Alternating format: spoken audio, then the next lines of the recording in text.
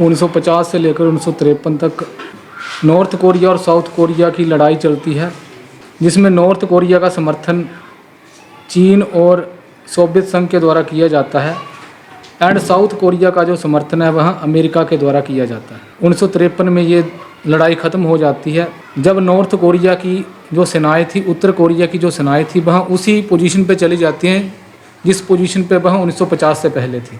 फिर उसके बाद इस नॉर्थ कोरिया और साउथ कोरिया की लड़ाई का एक परिणाम ये निकलता है कि अमेरिका और जो पश्चिमी यूरोप के देश थे वह इस बात की तरफ ज़्यादा ध्यान देना शुरू कर देते हैं कि कहीं ऐसा ना हो कि हम अपना पूरा ध्यान सोवियत संघ को रोकने में एशिया में ही लगा दें, एशिया में ही हम अपना पूरा ध्यान ना लगा दें, बल्कि हमें अपना ध्यान उस स्थान पे भी लगाना है, उस एरिया पे भी लगाना है जहाँ पर हमारे दोस्त हैं। एंड अमेरिका का जो गुट है, उदारवादी गुट, उसके दोस्त किस वाले हिस्से में है? यूरोप के, पश्चिमी यूरोप के। तो इन पश्चिमी यूरोप के अंदर अमेरिका अपने आप को शक्तिशाली करने की कोशिश करता है, अपने आप को बिल्ड करने की कोशिश करता है। एंड जहाँ पर पूरा ख्याल इस चीज़ का रखा जाता है कि जो सोवियत संघ है उसका प्रभाव इन वाले हिस्सों में ना हो जाए, तो यहाँ पर मिलिट्री बिल्डअप किया जाता है अमेरिका और उसके दोस्तों के द्वारा। एंड इसी के साथ एक पॉइंट और भी आता है कि अमेरिका जो है वो मानता था कि जो केवल सोवियत संघ के द्वारा ही दुनिया के अंदर साम्यवाद के मूवमेंट को चलाया जाता है एंड सोवियत संघ का हाथ इसमें पूरा है। चाहे चाइना की बात हो, चाहे उत्तर कोरिया की बात हो, अमेरिका का मानना था कि इसके पीछे हाथ किसका है? सोवियत संघ का है। पर अमेरिका के ये जो पश्चिमी यूरोप के देश थे ये ऐसा नहीं मानते थे। इनका मानना था कि जो साम्यवाद है वह डिफरेंट जो कंट्रीज साम्यवादी हो रही हैं वह अपने अपने स्तर पर इसको फैलाने का प्रयास कर रही हैं। यूनाइटेड स्टेट्स ऑफ अमेरिका और उसके दोस्त कौन से हैं? पश्चिमी यूरोप के देश। इनका 1949 में एक संगठन बनता है जिसका नाम क्या था? नेटो। 12 देश इसको बनाते हैं। नॉर्थ अटलांटिक ट्रीटी ऑर्गेनाइजेशन, यानी कि नॉर्थ अटलांटिक कहाँ से लिया गया है? इस ओशियन के नाम से लिया गया, समुद्र के नाम से। नॉर्थ अटलांटिक ट्रीटी का मतलब है संधि, ऑर्गेनाइजेशन का मतलब है संगठन। तो नेटो 1949 में बनता है जिसके शुरू में 12 सदस्य थे। यही सभी देश मिलकर जो हिस्से इन पश्चिमी देशों और अमेरिका के हिस्से में जर्मनी के आए थे उनका रीआर्मामेंट करना शुरू कर देते हैं, जिसको कहते हैं कि जर्मनी के अंदर सेनाओं की बढ़ोतरी करना शुरू कर देते हैं, यहाँ पर हथियारों को भेजना शुरू कर देते हैं, जिससे सोवियत संघ चिंतित हो उठता है। और सोवियत संघ भी क्या करता है? सोवियत संघ बोलता है कि इन लोगों ने तो बना दिया नेटो 1949 में और अब इन्होंने इन वाले हिस्सों में अपने सैनिकों में बढ़ोतरी करना शुरू कर दी है, हथियारों में बढ़ोतरी करना शुरू कर दी है। तो सोवियत संघ ने बोला कि ये हमें एक चुनौती मिल रही है कि यदि हम अपने आप को तैयार नहीं करेंगे तो हो सकता है कि फ्यूचर में ये सभी देश मिलकर सोवियत संघ के प्रभाव में जो भी देश हैं उनको अपने में कन्वर्ट कर ले एंड ये वाले जो ईस्टर्न यूरोप के, पूर्वी यूरोप के देश थे, इनको अपने कब्जे में ना ले लें। तो इसके लिए सोवियत संघ ने पोलैंड की राजधानी में जाकर एक मीटिंग करी है अपने दोस्तों के साथ, और पोलैंड की राजधानी वारसा है। एंड इस मीटिंग में इनके द्वारा भी एक सैनिक गठबंधन किया गया सभी दोस्तों के साथ मिलकर, और कहा कि जिस तरीके से इन देशों के द्वारा नेटो बनाया है उसी तरीके से 1955 में हम एक घोषणा करते हैं जिसका नाम क्या होगा? वारसा पैक्ट। पर मेन क्या है? नेटो किसका संगठन है? अमेरिका का। और जो वारसा पैक्ट किसका संगठन था, किसका गठबंधन था? सोवियत संघ और उसके दोस्तों का। तो इन दोनों हिस्सों का, जो अमेरिका के हिस्से वाले देश थे, जो अमेरिका के प्रभाव में जो एरिया थे, और जो सोवियत संघ के प्रभाव में जो एरिया थे, दोनों ही गठबंधनों के द्वारा कन्वेंशनल कंसंट्रेशन करना शुरू कर दी जाती है मिलिट्री बिल्डअप की। कन्वेंशनल क्या होता है? कन्वेंशनल होता है जो हमारे पारंपरिक तरीके से लड़ाइयाँ लड़ी जाती थी। एंड पारंपरिक लड़ाइयाँ कैसी थी? पारंपरिक लड़ाइयाँ बेसिकली ज़मीन के ऊपर लड़ी जाती है, जहाँ पर सैनिक एक दूसरे के आमने सामने लड़ते हैं, चाहे वह तलवार से लड़ रहे हो, चाहे वह गोलियों से लड़ रहे हो। इसको कन्वेंशनल वॉर कहा जाता है, यहाँ पर एक देश के सैनिक दूसरे देश के सैनिकों से लड़ते हैं। दूसरा आता है नॉन कन्वेंशनल। नॉन कन्वेंशनल में आता है कि ऐसी लड़ाई या ऐसी फोर्सेस जो कि पारंपरिक नेचर की नहीं थी, जो नए प्रकार की हैं, जैसे कि न्यूक्लियर वेपन्स हो गए, न्यूक्लियर फोर्सेस हो गई। किसी एक देश के द्वारा दूसरे देश के ऊपर न्यूक्लियर गिरा देना गैर पारंपरिक युद्ध कहलाता है। ये पारंपरिक तरीका नहीं है युद्ध लड़ने का, ये गैर पारंपरिक तरीका है। इस प्रकार से दोनों ही गुटों के द्वारा अपने अपने एरियाज़ को आर्मामेंट करना शुरू कर दिया जाता है, शस्त्रीकरण करना शुरू कर दिया जाता है, शस्त्रों को एकत्रित करना शुरू कर दिया जाता है। चाहे वह बंदूकें थी, चाहे वह बॉम्ब थे, चाहे वो न्यूक्लियर बॉम्ब। डिटरेंस का मतलब होता है रोक देना, अवरोध करना। डिटरेंस एक वर्ड है इंग्लिश का जिसका मतलब क्या है, अवरोध, रोक देना। एंड डिटरेंस की स्थिति तब पैदा होती है जब किसी एक व्यक्ति, एक संगठन या एक देश को लगता है कि सामने वाला देश भी या सामने वाला व्यक्ति या सामने वाला संगठन भी उतना ही पावरफुल है, यदि वह उससे लड़ता है तो उसका भी नुकसान होगा। इसको क्या बोलते हैं, डिटरेंस। तो एक डर की स्थिति वहाँ पर बनी रहती है, उसको क्या बोलते हैं, डिटरेंस। जैसे कि पाकिस्तान और इंडिया, यदि भारत को लगता है कि वह पाकिस्तान के ऊपर अटैक करेगा और पाकिस्तान के पास भी उतनी ही ताकत है जितनी भारत के पास है, और भारत को यदि लगता है कि भारत का उससे डबल नुकसान हो सकता है या उसका भी उतना ही नुकसान होगा जितना पाकिस्तान का होगा, तो भारत अटैक ही नहीं करेगा। क्यों नहीं अटैक करेगा? क्योंकि उसको लगेगा कि अटैक करने का नुकसान भी तो हो रहा है, जहाँ पर फ़ायदा होगा वहाँ पर तो अटैक किया जा सकता है। इसी को क्या बोलते हैं, डिटरेंस, अवरोध, अवरोध की स्थिति पैदा होना। अब एक टर्म आती है न्यूक्लियर डिटरेंस। न्यूक्लियर डिटरेंस का मतलब है परमाणु अवरोध। यदि एक देश के पास परमाणु बॉम्ब है तो वह दूसरे देश के ऊपर परमाणु बॉम्ब इसलिए नहीं गिराता है क्योंकि उसको पता है कि सामने वाले के पास भी परमाणु बॉम्ब है। यदि वह उनके ऊपर गिराएगा तो दूसरा देश भी उनके ऊपर गिराएगा, जिसके कारण दोनों की तबाही होना निश्चित है। जैसे कि न्यूक्लियर डिटरेंस का कॉन्सेप्ट भारत और पाकिस्तान के संदर्भ में भी आप प्रयोग कर सकते हैं। अभी आपने कारगिल की लड़ाई देखी, तो कारगिल की लड़ाई के समय तो हमारे पास न्यूक्लियर आ गए थे दोनों देशों के पास, तो दोनों देशों ने यूज़ क्यों नहीं किए? या फिर अभी जो रिसेंटली जो एक कन्फ्लिक्ट हुआ है, इसमें न्यूक्लियर वेपन्स यूज़ किए जा सकते थे, इस संभावना को क्यों नकारा जा रहा था? इस संभावना को इसलिए नकारा जाता है क्योंकि पाकिस्तान को भी पता है कि यदि वह भारत के ऊपर अटैक करेंगे तो भारत इनके ऊपर अटैक करेगा, तो दोनों का विनाश निश्चित है। म्यूचुअल एश्योर्ड डिस्ट्रक्शन इसको बोलते हैं। तो इसी को क्या बोलते हैं, न्यूक्लियर डिटरेंस, परमाणु अवरोध की स्थिति पैदा करना। अभी आपने रिसेंट एक कन्फ्लिक्ट देखा है ईरान और इजराइल का, तो ये इजराइल है एंड ये ईरान है, तो इतनी दूरी है, परंतु ईरान से मिसाइलें जाती हैं, इजराइल के ऊपर गिराई जाती है, इजराइल ईरान के ऊपर गिराता है मिसाइलें। अब इजराइल की इतनी हिम्मत कैसे होगी कि ईरान के अंदर मिसाइलें गिरा दी गई यहाँ पे? वो इसलिए क्योंकि ईरान के पास न्यूक्लियर वेपन्स है ही नहीं। ईरान इस समय प्रयास कर रहा है कि इनके पास न्यूक्लियर आए एंड न्यूक्लियर जो एनरिचमेंट है उसको बढ़ाने का प्रयास कर रहा है, जिससे कि ये भी चाह रहे हैं कि इनके पास भी परमाणु हथियार आ जाएँ। अब यदि ईरान के पास परमाणु हथियार होते तो शायद इजराइल की इतनी हिम्मत ना होती कि वह ईरान के ऊपर अटैक कर पाए, क्योंकि वहाँ पर एक परमाणु अवरोध की स्थिति पैदा हो जाती, जिसका मतलब ये है कि इजराइल को इस बात का पता होता कि यदि वह ईरान के ऊपर अटैक करते हैं तो हो सकता है कि ईरान इनके ऊपर परमाणुओं से हमला कर दे। तो इसी को क्या बोला जाता है, न्यूक्लियर डिटरेंस, परमाणु अवरोध।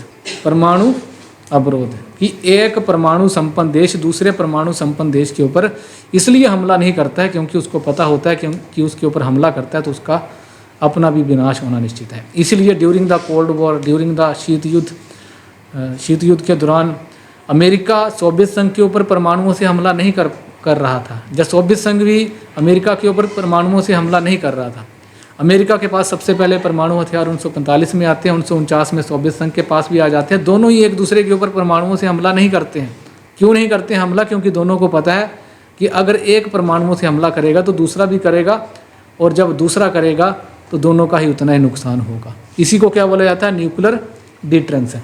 इसके बाद एक टर्म यूज़ करी गई है एक्सटेंडेड न्यूक्लियर डिटरेंस, जो हमने टर्म पढ़ी है।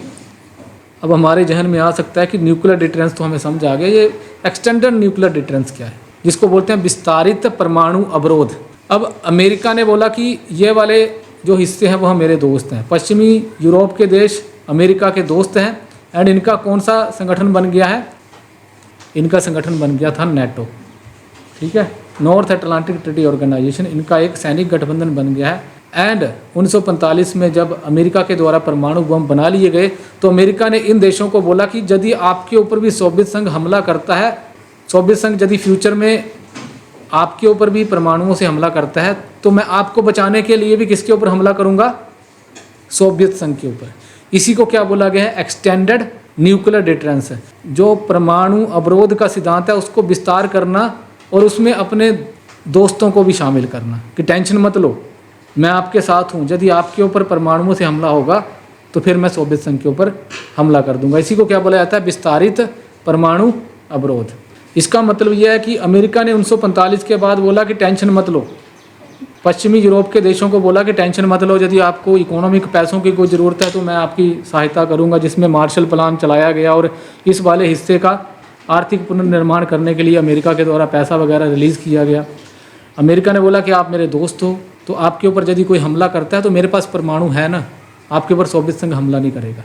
इसी को क्या बोला गया, एक्सटेंडेड न्यूक्लियर डिटरेंस। परंतु 1949 में जैसा कि मैंने बताया कि सोवियत संघ के द्वारा भी अपने परमाणु बना लिए गए। अब जैसे ही सोवियत संघ के द्वारा अपने परमाणु बम बना लिए गए तो इस बात के ऊपर इन देशों के द्वारा डाउट करना शुरू कर दिया गया कि इन केस सोवियत संघ हमारे ऊपर परमाणुओं से हमला करता है तो क्या अमेरिका हमारी रक्षा के लिए आएगा। तो इनके अंदर एक डाउट, एक संदेह पैदा होना शुरू हो जाता है कि अमेरिका हमारे लिए क्यों लड़ेगा। यदि हमारे देश के ऊपर परमाणुओं से हमला हो रहा है तो अमेरिका क्यों सोवियत संघ से लड़ेगा, अमेरिका अपने आप को खतरे में क्यों डालेगा। क्योंकि यदि अमेरिका इन देशों की तरफ से सोवियत संघ के ऊपर परमाणुओं से हमला करता है सोवियत संघ के ऊपर, तो सोवियत संघ भी बदले में अमेरिका के ऊपर अटैक करेगा। तो इन देशों को डाउट होना शुरू हो जाता है कि अमेरिका ऐसा क्यों करेगा, अमेरिका अपने आप को खतरे में क्यों डालेगा। तो ये डाउट करना शुरू कर देते हैं। तो इन देशों के द्वारा दूसरा डाउट करना ये शुरू किया जाता है कि नाटो गठबंधन में सबसे ज़्यादा जो कंट्रीब्यूट था, सबसे ज़्यादा जो सहयोग था, वह अमेरिका के द्वारा किया जा रहा था। चाहे पैसे से किया जा रहा था, चाहे सैनिकों से किया जा रहा था, चाहे न्यूक्लियर वेपन से किया जा रहा था। तो इन देशों के द्वारा डाउट ये किया गया कि ये जो नाटो नामक का हमने सैनिक गठबंधन बना लिया है, ये अमेरिका केवल अपने इंटरेस्ट में यूज़ कर सकता है, और जब हमारे ऊपर कोई खतरा आएगा तो शायद ही अमेरिका उसके लिए आगे आए। तो ये डाउट अमेरिका के ऊपर करना शुरू कर देते हैं। 1960 का दशक क्या है, 1960 से लेकर 1970 तक का टाइम स्पैन। इसमें लिखा गया है कि 1960 के दशक में 1960 से 70 के बीच, जैसे कि उस समय तक इंग्लैंड ने भी अपने न्यूक्लियर वेपन परमाणु हथियार बना लिए थे और फ्रांस ने भी बना लिए थे। इन देशों के द्वारा परमाणु बम बना लिए गए थे और इसी के साथ अमेरिका की सहायता से यहाँ पर बहुत सारे ऐसी मिसाइल्स तैनात करी गई, ऐसी मिसाइल्स फिट करी गई जो कि न्यूक्लियर कैपेबल थी, जिनमें न्यूक्लियर फिट किए हुए थे, न्यूक्लियर वेपन्स फिट किए हुए थे। तो 7000 के करीब परमाणु बॉम्ब यहाँ पर तैनात किए, 7000 परमाणु बॉम्ब। कल्पना कीजिए कितने परमाणु, ये जो 7000 है, मात्र 150 जो परमाणु बॉम्ब है वो पूरी दुनिया में तबाही ला सकते। तो 7000 के करीब कहाँ पे किए गए, इस वाले पश्चिमी यूरोप के हिस्से में तैनात किए गए। एंड 1960 और 70 के दशक में फिर सोवियत संघ ने भी इन वाले हिस्सों में अपने परमाणु हथियार तैनात किए। एंड सोवियत संघ ने भी इतने परमाणु हथियार तैनात किए कि ये काफ़ी था कि यदि यहाँ से परमाणु से हमला होता तो यहाँ पर भी इतने थे कि बाकियों को तबाह कर सकते थे। तो दोनों ने परमाणु हथियारों को तैनात किया, न्यूक्लियर वेपन्स को उन्होंने वहाँ पर इंस्टॉल किया। सो ये एक तैनाती थी दोनों ही महाशक्तियों की। ये इस पॉइंट का ये मतलब है। तो यही लिखा है कि सोवियत संघ ने इतने परमाणु बम वहाँ पर इंस्टॉल कर दिए थे कि यह नाटो को चुनौती दे सकते थे। रशिया की जो क्रांति हुई थी उसके बाद कुछ सालों बाद यह अपना विस्तार करता है और ये सोवियत संघ बन जाता है 1917 के बाद। आई थिंक 1922 में सोवियत संघ बनता है। 1917 में जो क्रांति हुई थी उसको लीड किया था लेनिन ने, और 1925 में किसकी डेथ हो जाती है, लेनिन की। उसके बाद लेनिन के जो उत्तराधिकारी बनते हैं वो कौन बनते हैं सोवियत संघ में, स्टालिन बनते हैं। अब ये जो स्टालिन थे यहाँ थोड़ा सा डिक्टेटर टाइप प्रवृत्ति के इंसान थे, आप कह सकते हैं कि तानाशाह टाइप व्यक्ति थे। इनके द्वारा व्यक्तियों की जो स्वतंत्रता थी उसको दमन किया गया। उसी के साथ यहाँ पर बहुत सारा विकास तो हुआ ही था, इस बात से हम इनकार नहीं कर सकते थे, परंतु ये विकास लोगों की स्वतंत्रता को दमन करके हुआ था। एंड इसी के साथ जो स्टालिन थे वह अपनी नीतियों में कहीं भी समझौता करने के लिए तैयार नहीं थे अमेरिका के साथ। परंतु 1953 में 1953 में स्टालिन की डेथ हो जाती है और इनके उत्तराधिकारी कौन बनते हैं, निकिता क्रुश्चेव।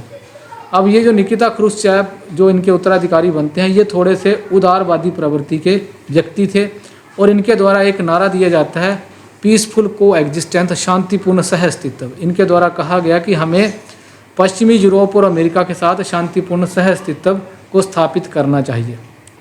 फिर से वही चीज़ आती है कि हमने यूरोप को दो हिस्सों में डिवाइड कर दिया। पश्चिमी यूरोप किसके कंट्रोल में, किसके नियंत्रण में है, अमेरिका के। एंड ये वाला जो हिस्सा है पूर्वी यूरोप तो है, परंतु आप ये मत मानिए कि जो पूर्वी यूरोप है वहाँ सोवियत संघ है। सोवियत संघ अलग से है, सोवियत संघ अलग से है, और बाकी ये जो देश हैं वो अलग से थे, परंतु इनके ऊपर प्रभाव किसका था, सोवियत संघ का था। ये अलग से देश के रूप में थे। Ukraine was the part of Soviet संघ। एंड यहीं पे एक कंट्री हंगरी है। हंगरी के साथ ही आपको पोलैंड दिख रहा होगा। इसको थोड़ा सा जूम इन करते हैं। दो हिस्से पश्चिमी यूरोप और पूर्वी यूरोप। पूर्वी यूरोप में एक कंट्री है हंगरी और पोलैंड। पोलैंड में मैंने बोला कि इसकी जो कैपिटल है वारसा है। वारसा में 1955 में सोवियत संघ और उसके दोस्त मिलते हैं और वहाँ एक वारसा पैक्ट नामक का एक सैनिक गठबंधन बनाते हैं। तो ऑब्वियस सी बात है, यहाँ पर पता चलता है कि जो पोलैंड है वह किसका दोस्त है, सोवियत संघ का। और ये किस विचारधारा को प्रमोट कर रहा है, साम्यवादी विचारधारा को प्रमोट कर रहा है। एंड इसी के साथ हंगरी जो था यह भी एक साम्यवादी ही देश था। फिर 1956 में 1956 में हंगरी में एक आंदोलन चलना शुरू होता है जो कि इसी देश के लोगों के द्वारा शुरू किया जाता है और ये किसके खिलाफ था, जो साम्यवादी सरकार थी उसके खिलाफ था। फिर सोवियत संघ ने अपने दोस्त पोलैंड को बोला कि ऐसा करो, साम्यवाद के खिलाफ हंगरी में आवाज़ें उठ रही हैं, आप हंगरी में इस मैटर को सॉर्ट आउट करो। तो फिर पोलैंड के द्वारा इसको ठीक करने का प्रयास किया गया और जब ये ठीक नहीं हुआ, हंगरी के अंदर साम्यवाद के खिलाफ आवाज़ें उठती ही रही, तो फिर सोवियत संघ से सेनाएं कहाँ पे आती है, हंगरी में आती है और हंगरी में आकर इस आंदोलन को दबाया जाता है। एंड ये जो आंदोलन किया जा रहा था इसको कहीं ना कहीं इन पश्चिमी देशों और अमेरिका का सहयोग प्राप्त था। अब यहाँ के लोगों को शांत करने के लिए सोवियत संघ की सेनाएं जब आती हैं तो यहाँ पर बहुत खून खराबा होता है, क्योंकि लोगों को शांत बैठाने के लिए वहाँ पर आर्मी आएगी, लोग नहीं बैठेंगे तो गोलियाँ चलेंगी और वहाँ पे बहुत सारा खून खराबा होता है, बहुत सारे लोग मारे जाते हैं। एंड इसकी जो आलोचना है वह पश्चिमी देशों के द्वारा अपनी मीडिया के माध्यम से पूरी दुनिया में करना शुरू कर दी जाती है। परंतु ये जो आलोचना हो रही होती है, ये आलोचना इतनी दुनिया के अंदर नहीं फैल पाती है। उसका रीज़न ये रहता है कि ये इज़राइल कंट्री है एंड इसके दोस्त कौन है, मैंने बोला कि अमेरिका और इंग्लैंड के द्वारा इसको बनाने में बहुत सहयोग किया गया था। तो 1956 में इज़राइल, फ्रांस और इंग्लैंड के द्वारा तीन देश, कौन कौन से, इज़राइल, फ्रांस और लंदन, इंग्लैंड के द्वारा तीन देशों के द्वारा इजिप्ट के ऊपर हमला कर दिया गया जिसको मिस्र कहते हैं। एंड ये हमला क्यों किया गया था, क्योंकि मेडिटेरेनियन सी से यहाँ से एक नहर जाती है, स्वेज नहर, जो कि इस वाले हिस्से को मेडिटेरेनियन सी को, इस समुद्र को जोड़ती है रेड सी से। एंड रेड सी से होकर एक रास्ता जाता है जिसके माध्यम से एशिया से कनेक्ट कर पाते हैं व्यापार के लिए, जो समुद्री जहाज वगैरह होते हैं। तो इस क्षेत्र का राष्ट्रीयकरण इजिप्ट के नेता नासिर के द्वारा कर दिया गया था। राष्ट्रीयकरण का मतलब है कि इस इजिप्ट के लीडर ने, मिस्र के नेता ने बोल दिया कि इसके देश से होकर ये नहर गुजर रही है और इस नहर के ऊपर नियंत्रण किसका है, इस नहर के ऊपर मिस्र का नियंत्रण है। अब यहाँ से कोई भी जो कार्गोज आ रहे थे, जो समुद्री जहाज होते हैं जो वस्तुओं को लेकर जाते हैं, तो उनको रोका जा रहा था, उनको रेगुलेट किया जा रहा था। तो ये बात इज़राइल को भी ठीक नहीं लगी, क्योंकि इज़राइल के पास ही था इजिप्ट और इजिप्ट इज़राइल को दुश्मन मान रहा था। तो इज़राइल ने बोला कि ये हमें भी एक चैलेंज है। तो इज़राइल ने फ्रांस और इंग्लैंड के साथ मिलकर इजिप्ट के ऊपर हमला कर दिया। अब जैसे ही इनके द्वारा मिस्र के ऊपर हमला किया गया तो इसकी आलोचना भी सोवियत संघ और उसके दोस्तों के द्वारा करना शुरू कर दी जाती है और इसका प्रचार प्रसार इनके द्वारा पूरी दुनिया के अंदर फैलाना शुरू कर दिया जाता है कि किस प्रकार से अमेरिका और उसके सहयोगी दुनिया के दूसरे देशों को डराते हैं। तो ये जो हंगरी के अंदर सोवियत संघ के द्वारा जो खून खराबा किया गया था, ये वाली जो आवाज़ थी वहाँ दब जाती है। उसका रीज़न ये था कि यहाँ पर ये वाली चीज़ ज़्यादा लाइमलाइट में आ जाती है। तो यही आप हमारे आज के टाइम में न्यूज़ चैनल्स में भी देखते होंगे कि अगर कोई खबर आज चल रही है, अगर उससे बड़ी कोई खबर आ जाती है तो वो वाली खबर जो है वो दब जाती है। लाइकवाइज यहाँ पर भी हुआ था कि हंगरी की जो बात थी खून खराबे की, वो दब गई और लाइमलाइट में क्या आ जाता है, लाइमलाइट में ये जो स्वेज नहर का राष्ट्रीयकरण और हमला इजराइल, फ्रांस और लंदन, इंग्लैंड के द्वारा इजिप्ट के ऊपर किया गया था, ये ज़्यादा लाइमलाइट में आ जाता है। एंड ये बात अमेरिका तक भी पहुंच जाती है और अमेरिका को लगता है कि इससे हमारी बहुत बदनामी होगी और अमेरिका अपने दोस्त इंग्लैंड के ऊपर प्रेशर डालता है कि ये जो आपने हमला इजिप्ट, मिस्र के ऊपर किया है, इसको आप तुरंत रोक दो, नहीं तो हम आपके ऊपर मिलिट्री के सैंक्शन लगा देंगे, जो भी पैसा हम आपको देते हैं वो बंद कर देंगे। तो इंग्लैंड ने अपने आप को इससे अलग कर लिया। तो ये वाली एक घटना भी ड्यूरिंग द कोल्ड वॉर हुई थी, जो कि 1956 की दो घटनाएं हैं। एक तो हंगरी के अंदर सोवियत संघ की सेनाओं का जाना और हंगरी के लोगों के ऊपर अत्याचार करना, जो कि साम्यवाद के खिलाफ आवाज़ उठा रहे थे। दूसरी घटना क्या थी, इजराइल, फ्रांस और इंग्लैंड का मिस्र के ऊपर स्वेज नहर के राष्ट्रीयकरण को लेकर हमला कर देना।